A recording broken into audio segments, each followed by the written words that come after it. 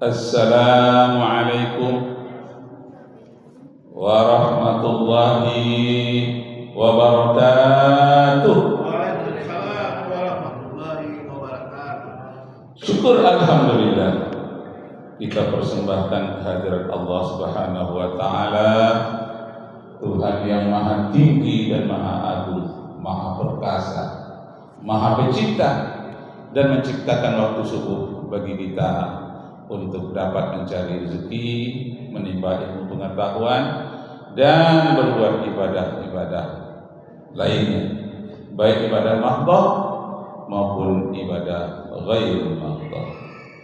Salawat dan salam kepada junjungan alam Nabi kita Muhammad sallallahu alaihi wasallam. Semoga kita mendapat syafaat beliau kelak pada hari kiamat.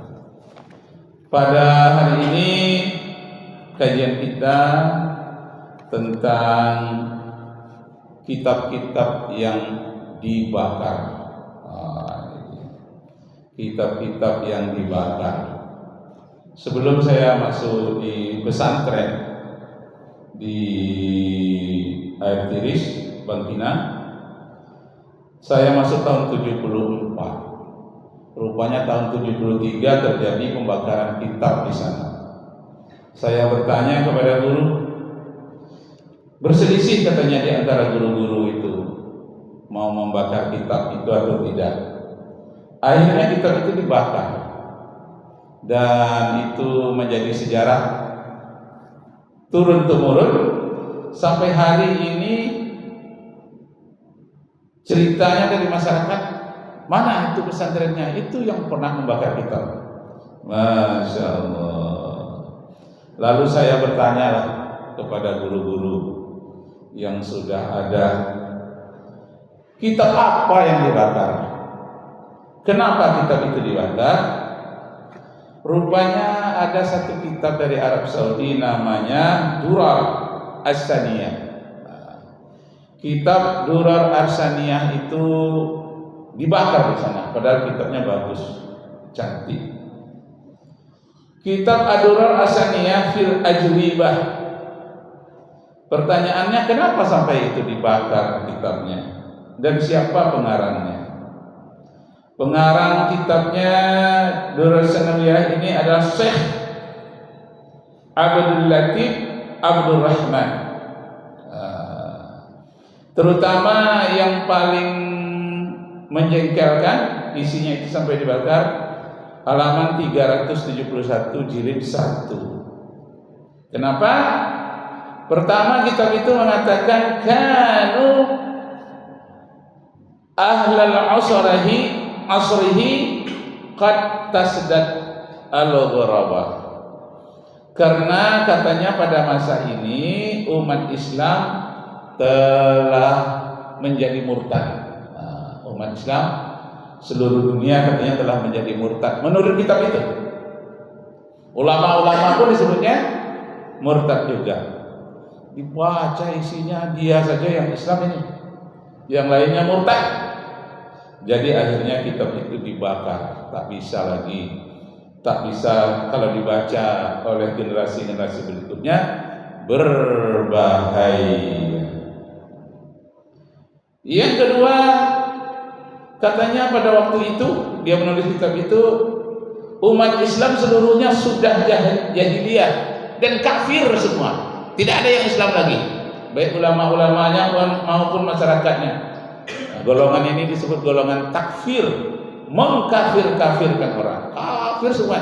Dia sendiri saja dan kelompoknya yang Islam, yang lainnya sudah kafir, bahkan lebih parah kekafirannya dibandingkan Abu Lahab dan Abu Jahil. Ini tak bisa dimaafkan lagi. Rupanya itu isinya kitab itu. Ya, orang pesantren ngerti semua, walaupun kitab itu tidak diberi baris. Orang pesantren itu merupakan bacaan harian kitab-kitab yang seperti itu, dan mengerti sekali apa sebabnya kitab itu dibakar. Lalu yang ketiga, kenapa kitab itu dibakar? Karena kitab itu mengatakan nahnul ulama'il Makkah. Kami, kata sang pengarang ini, Abdurrahman, kami adalah ulama-ulama Mekah pada waktu itu. Haizaddin minat tauhidillah, kami semuanya bertauhid dengan ikhlas kepada Allah, sedangkan umat Islam di luar Mekah itu kafir semuanya. Masya Allah, seakan-akan ulama itu yang dari Mekah saja, padahal yang dari Mesir lebih alim. Dosen-dosen dari Mesir aja Al-Azhar mengajar di Mekah.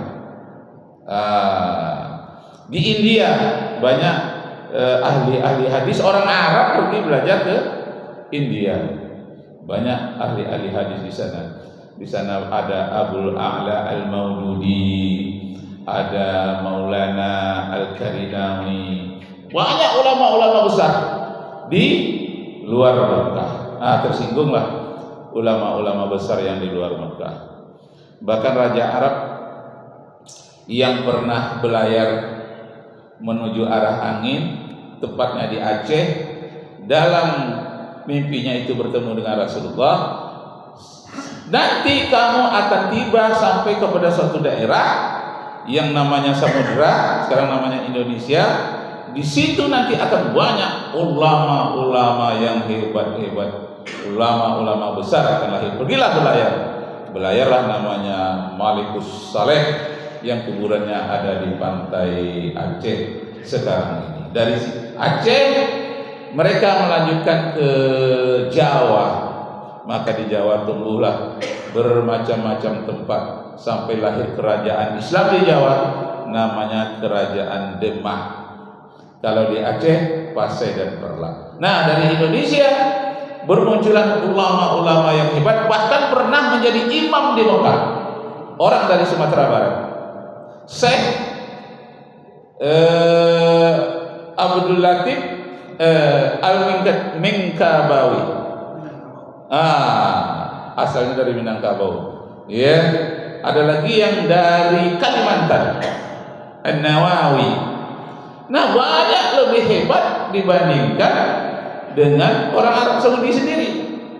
Nah, coba contohnya ulama-ulama yang dari Arab Saudi itu banyak sekarang ini dikritik oleh anak-anak pesantren. Karena anak pesantren dah hafal. Matan alfiyah itu apa? Kalamuna lafzun mufidu kastaqim wasmun wafi'lun sumaha funil kalim. Huruf-huruf itu hafal seperti menghafal Al-Quran. Orang Mekah tidak. Ulama-ulama Mekah dia hanya membaca saja, tapi nahwu Arabnya banyak yang salah. Contohnya Firanda, berapa banyaknya itu kritik-kritik dari orang pesantren. Reza Basalama, berapa banyaknya kritik-kritiknya itu. Kenapa? Karena dasar dari ilmu dasarnya yang ibtidaiyah tidak kuat. Dia dapat sarjana mesin, insinyur dari Indonesia, belajar di sana kira-kira 2 tahun, 3 tahun. Ia nggak mantap lah ilmu dasarnya, potong di atas. Nanti membuat buku seperti itu bisa dibakar. Tai kucing tidak najis katanya. Masya Allah. Karena berkeliaran di antara kita, kulit babi bisa dipakai asal disamak katanya. Masya Allah. Alasannya apa? Alasannya karena babi itu yang diharamkan cuma dagingnya. Nah, itulah kalau nggak belajar usul fikih. Jadi kulitnya itu bagaimana haram? Itu berdasarkan kias. Kenapa? Karena tidak ada daging tanpa adanya kulit. Jadi bersatu. Dia tidak. Dagingnya saja yang haram, kulitnya tidak. Jadi adalah seorang ustaz. Pernah belajar juga di Arab. Apa katanya? Ada di antara kalian yang punya jaket babi. Ya, tidak mau pakai. Biar dia yang pakai. Saya yang pakai. Ustaznya itu. Kenapa? Karena dalam Al-Qurannya dikatakan hurrimat alaikumul maitatu waddamu wa lahmul khinzir. Diharamkan bagimu segala macam bangkai, darah dan daging babi. Hanya daging babi yang diharamkan, tidak ada disebut jildul daging babi khinzir. Jildul khinzir tidak ada. Tulang khinzir tidak ada. Air liur khinzir tidak ada. Jadi dagingnya saja. Nah, itulah perlunya ilmu kias. Kias itu artinya setara. Jadi kalau dagingnya sudah haram, yang setara dengan itu daging itu setara dengan dia. tulangnya itu setara dengan dia. Mana bisa daging lengket kalau nggak ada tulang?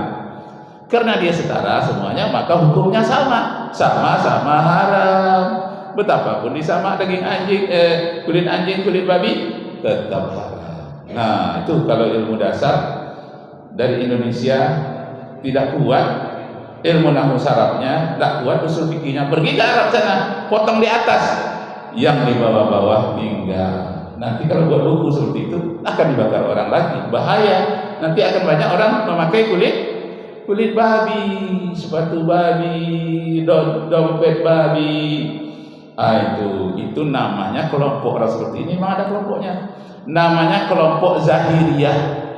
Kelompok yang tertulis itu saja, apa yang nampak tertulis, tapi di sebalik yang tertulis itu tersirat itu dia tidak tahu. Apa yang terlihat saja, Masya Allah, apa yang dibaca saja, bahaya. Kelompoknya memang ada kelompok namanya dulu Daud Az-Zahiri. Daud hanya mengambil zahir ayat dari Al-Quran. Mazhab yang kelima. Jadi selain dari Hanafi, Maliki, Syafi'i, Hambali, ada lagi Daud Az-Zahiri. Az-Zahiri mengambil dasar-dasar ayat saja, bahaya. Karena nggak disebutkan kulit babi, maka kulit babi menjadi halal bagi dia. Juga dalam Al-Quran di hadis tidak ada disebutkan daging anjing haram, sehingga dia makan anjing. Kenapa? Tak ada disebut diharamkan kepadamu makan anjing, tidak ada. Dari mana dapatnya? Kok anjing jadi haram? Itu adalah hasil ijtihad melalui qiyas oleh Imam Syafi'i, Imam Hambali dan imam-imam lainnya. Itu daging anjing itu haram berdasarkan dari air liur anjing. Sedangkan air liurnya saja itu dia menjilat bejana atau piring itu harus dicuci dengan air 7 kali ya, 1 kali yang bercampur dengan tanah, harus disama. Nah, sedangkan lidahnya itu harus disama, apalagi dagingnya. Itu namanya qiyas aulawi. Aulawi itu artinya lebih-lebih lagi dagingnya, sedangkan jilatannya saja sudah haram. Apa nama ilmunya? Ilmu usul fikih. Nah, jadi itu sudah masuk lagi sekarang ke Indonesia. Bahkan ada yang diberikan orang-orang umrah pulang itu dikasih buku-buku seperti itu, sudah diterjemahkan ke dalam bahasa Indonesia. Nah, jadi nama kitabnya yang pernah dibakar itu Durar Ad-Durar As-Saniyah fil Ajwibah oleh Syekh Abdul Latif Abdul Rahman. Nah, itu isinya.